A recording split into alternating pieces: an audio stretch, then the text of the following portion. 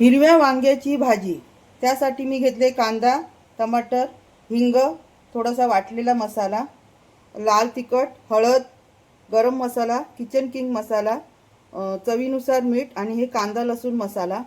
आता मी रेसिपीला सुरुवात करते.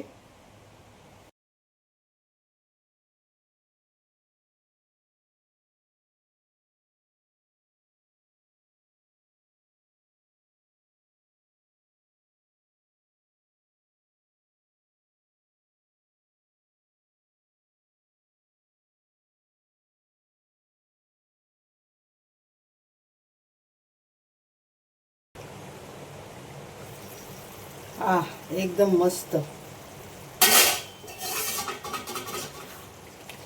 छान वांगी शिजून आले.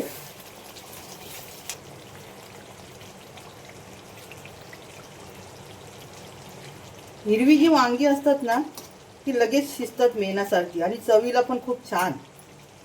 तर आपली भाजी वांग्याची रेडी आहे. आता मी टाकते यात किसलेलं खोबरं. तोंडाला पाणी सुटलं. काय रंग पण आलाय. भाजी आपली तयार आहे. आता मी तुम्हाला सर्व करून दाखवते.